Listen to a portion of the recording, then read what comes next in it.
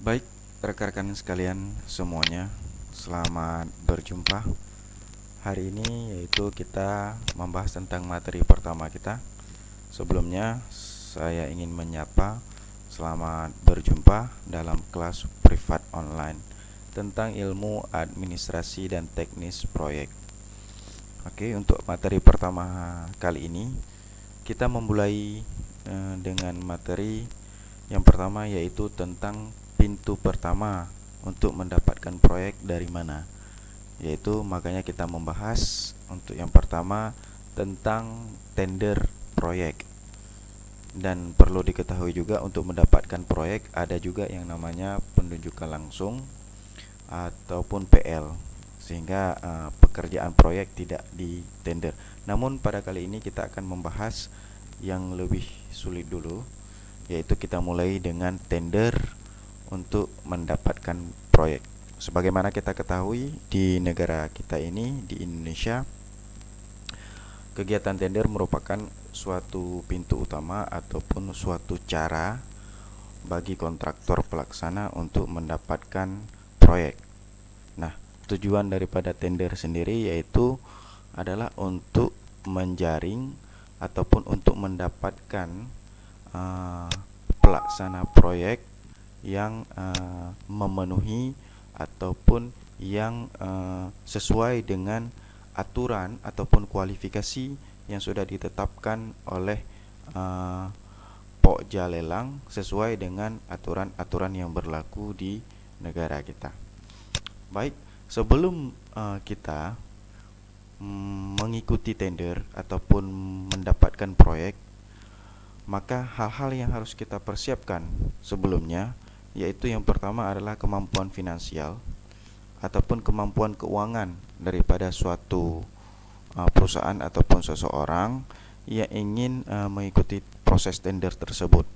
Hal ini sangat penting, di mana kemampuan finansial yaitu kemampuan keuangan kita agar menyiapkan nanti bahan-bahan untuk ikut tender itu bisa kita penuhi. Seperti pada saat ini, apabila kita tidak bisa membuat dokumen penawaran itu sendiri, maka kita otomatis mengambil jasa daripada pembuatan dokumen penawaran. Nah, harganya itu bisa berkisar antara 3 sampai dengan 10 juta per satu paket penawaran. Dan ada nanti diminta di dalam dokumen lelang, misalnya surat dukungan peralatan dan sebagainya, dan itu membutuhkan biaya dari supplier ataupun vendor yang memberikan surat dukungan peralatannya kepada kita dan lain-lain sebagainya. Nah, kemampuan finansial ini saya anggap sangat penting dan menjadi tolak ukur pertama kita dalam mengikuti proses tender. Dan yang kedua, hal yang harus kita persiapkan adalah perusahaan yang sehat dan bonafit. Jadi, jika kita ingin mengikuti suatu proses tender, maka kita harus mempersiapkan suatu perusahaan, baik itu perusahaan sendiri ataupun perusahaan pinjam. Itu terserah, perusahaan sendiri ataupun perusahaan pinjam. Tapi yang perlu digarisbawahi di sini adalah perusahaan yang sehat, artinya perusahaan yang memiliki profil perusahaan, memiliki izin-izin perusahaan yang masih berlaku. Jadi tidak mati ataupun tidak akan mati dalam tahun ini. Dan perusahaan yang bonafit, artinya perusahaan yang tidak memiliki masalah hutang piutang dengan bank, tidak memiliki cacat nama dengan bank, tidak memiliki BI checking dengan bank, BI blacklist dengan bank. Kenapa bisa demikian? Karena apabila perusahaan nanti ada permasalahan dengan bank, ketika kita ingin membuat jaminan pelaksanaan, jaminan penawaran dan jaminan pemeliharaan di kemudian hari apabila kita memenangkan paket tersebut, maka kita akan bermasalah di banknya, sehingga surat dukungan, surat jaminan pelaksanaan ataupun jaminan lainnya tidak akan dikeluarkan dari bank ataupun sulit pada saat itu. Jadi saya sarankan apabila ingin mengikuti sebuah proses tender, carilah atau buatlah perusahaan yang sehat serta bonafit. Oke. Yang ketiga adalah penguasaan terhadap seluruh komponen proyek, dan hal ini penting mengingat jika kita ingin mengikuti suatu proses tender dan mendapatkan suatu tender proyek, maka otomatis kita harus mempunyai ilmu atau minimal menguasai terhadap seluruh komponen proyek. Hal ini menjadi suatu nilai plus bagi kita sendiri ataupun menjaga kita agar kita itu minimal tidak ditipu ataupun dibohongi oleh oknum-oknum ataupun oleh uh, seorang teknik sipil yang nakal. Nah, 3 item ataupun 3 dasar daripada seorang teknik sipil ataupun 3 dasar bagi kita untuk mengikuti proses tender yang harus kita miliki. Nah, setelah kita mempunyai 3 dasar ini, kita akan langsung mengikuti proses tender. Hal yang pertama yang harus kita siapkan, kita akan mengikuti proses tender yang mana?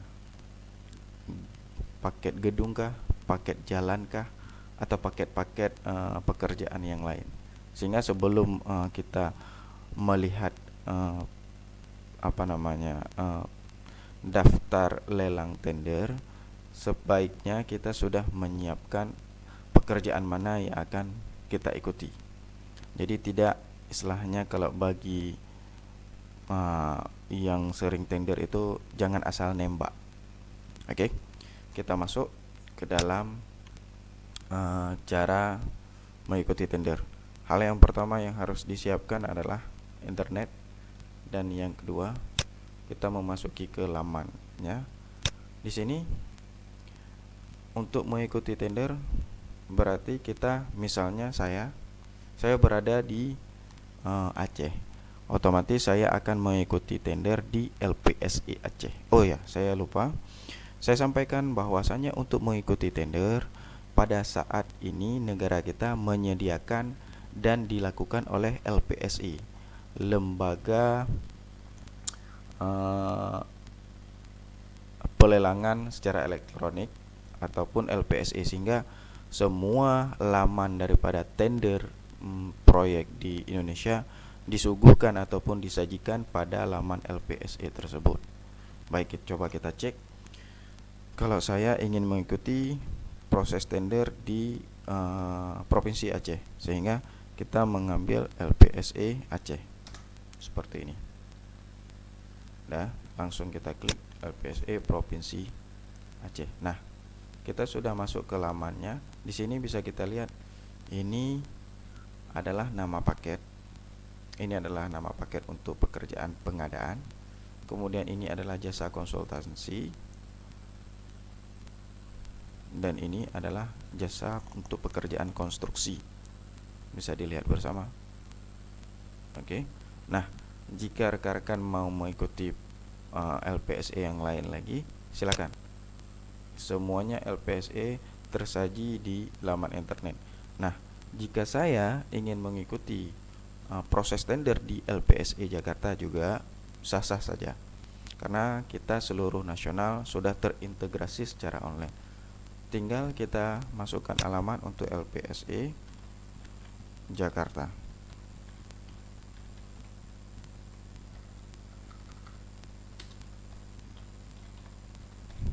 Oke, seperti ini.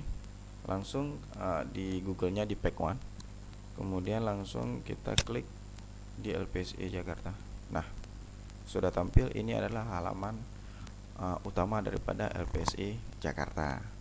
Baik, bisa kita lihat ini adalah daftar paket pengadaan barangnya, kemudian daftar paket jasa konsultansinya baru 2 paket, kemudian jasa konstruksi baru 1, sehingga yang lain belum ada.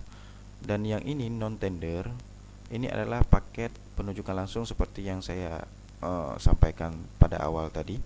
Namun paket ini bukanlah tender sebagaimana tender yang di atas. Ini adalah penyampaian list daripada PL tersebut, sehingga kita hanya memasukkan kualifikasi melalui sikap. Nanti akan saya jelaskan di depan.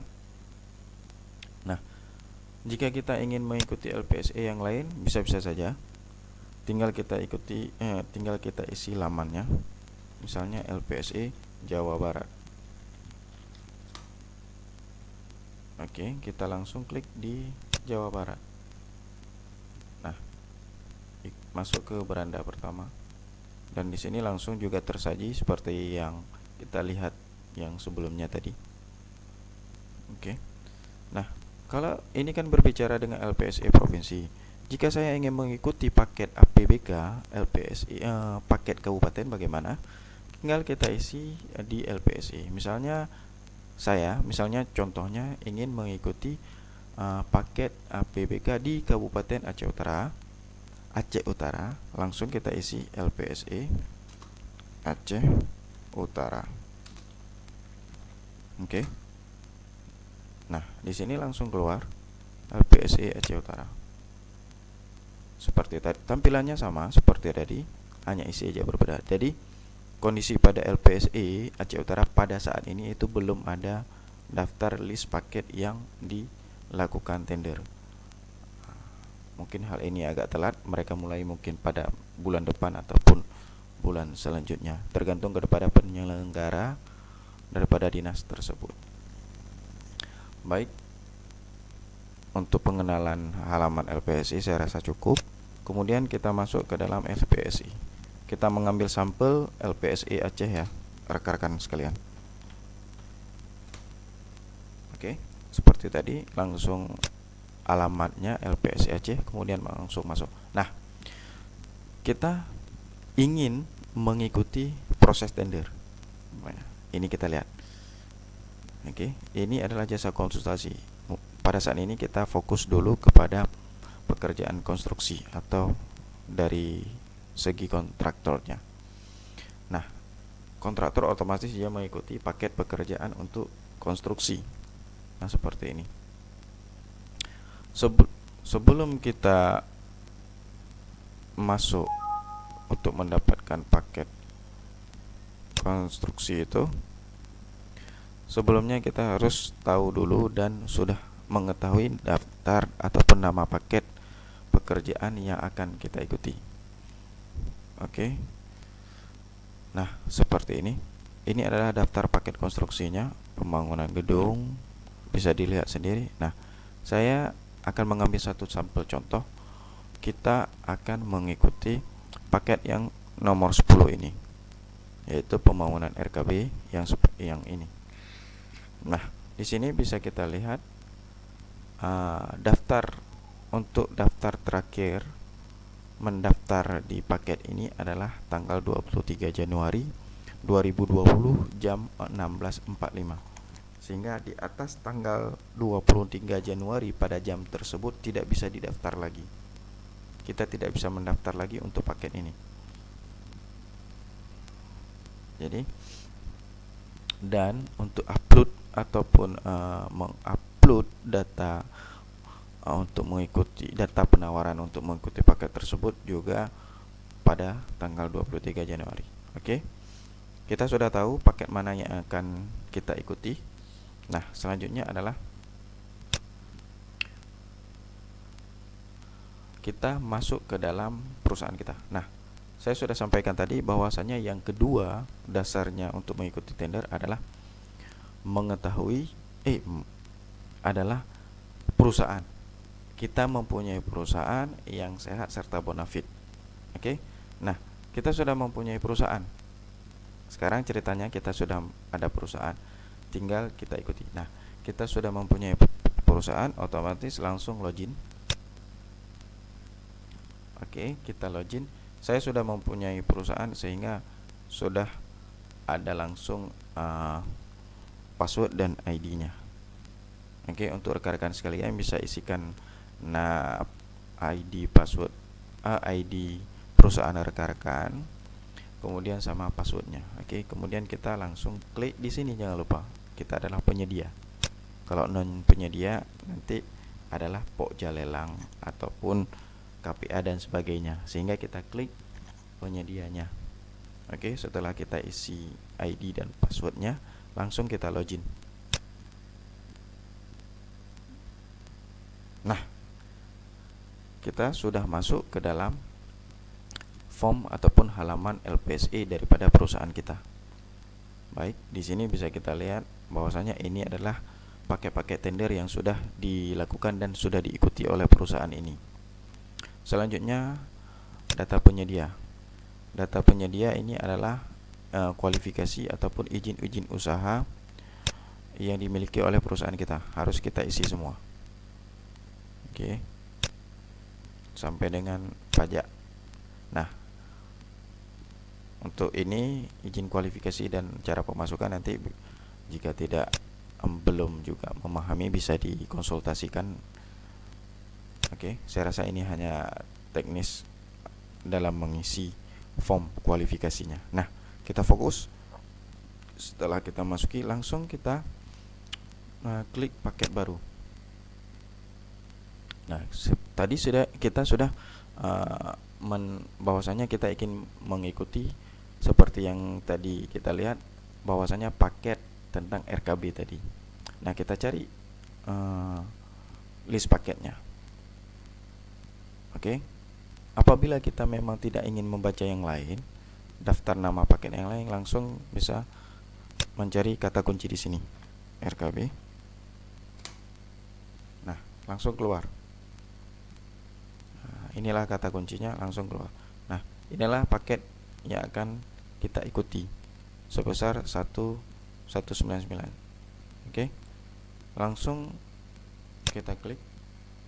Nanti akan keluar form tanda minat kita akan mendaftar. Nah, di sini bisa kita lihat semua. Oke. Hal yang pertama yang harus kita baca pada saat akan mengikuti paket tender ini adalah jadwal. Dan jadwal di sini, tahap tender saat ini. Kita baca. Jadi untuk jadwalnya bisa kita lihat seperti ini. Nah, hal yang pertama yang sangat urgent yang harus kita lihat pertama adalah, kenapa saya bisa tertawa, adalah upload dokumen penawaran. Nah, di sini ada upload dokumen penawaran tanggal 21 sampai dengan 24 Januari. Jadi, kalau kita mungkin berdaftar pada hari ini masih sempat untuk kita membuat dokumen penawaran tender. Tapi jika kita mendaftarnya pada saat tanggal 23, kemungkinan dokumen penawaran tender kita tidak akan selesai ataupun tidak akan siap ataupun kelar untuk kita buat. Nah, jadi proses pembuatan dokumen penawaran tender itu standarnya yang biasa pengalaman pribadi saya buat itu, saya membutuhkan waktu durasi 2 sampai dengan 3 hari. Jadi kalau misalnya sisa waktunya cuma 1 hari, otomatis tidak bisa kita buat, ataupun minimal selesai tapi acak-acakan. Artinya tidak akan bisa memenuhi daripada syarat yang sudah ditetapkan. Oke. Bisa kita lihat. Baik. Setelah kita lihat jadwal, kita lihat daripada izin usaha ataupun kualifikasi daripada perusahaan, daripada paket tender itu. Yang pertama adalah izin, aktenya, situ dan segala macam yang masih berlaku. Kemudian syarat-syarat administrasi yang lain, yaitu ada surat penyertaan.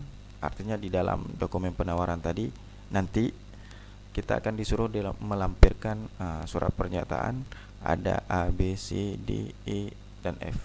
Dan ini harus dilampirkan. Oke, tidak masuk dalam daftar hitam.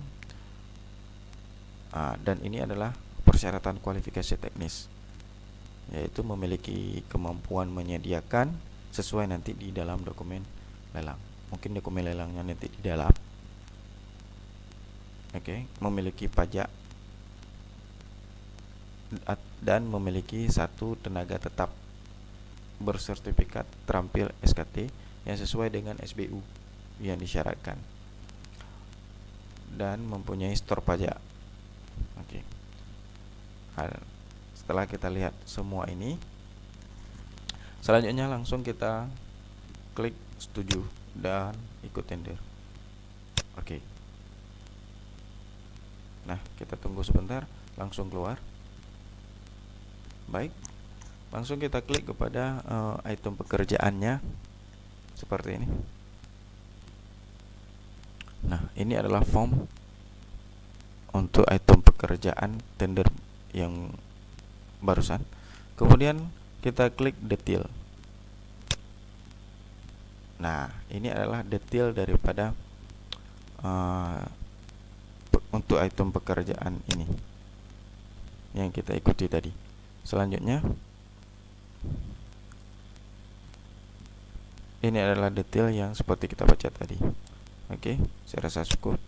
Selanjutnya adalah mendownload daripada dokumen tendernya ataupun dokumen lelang. Oke, bisa dilihat ini adalah dokumen lelang ataupun dokumen pemilihan. Baik, langsung kita klik di sini dan dokumen pemilihannya langsung terbuka secara online. Ini adalah dokumen pemilihan secara tampilan online-nya. Kalau memang rekan-rekan mau mendownload, silahkan download di sini. Sini sudah disediakan tombol dokumen pemilihan seperti ini. Langsung kita klik dan akan keluar tombol. Mohon maaf karena tabel downloadnya bermasalah dengan IDM saya. Jadi kalau rekan-rekan bisa mendownload, langsung bisa mendownload. Oke, nanti akan coba saya download dengan Mozilla. Baik, sebelumnya kita bisa lihat sebelum kita buka dokumen tender, ini adalah dokumen penawaran teknis yang harus kita lampirkan di dalam dokumen penawaran tender kita, yang harus kita sajikan untuk kita lampirkan di dalam dokumen penawaran kita.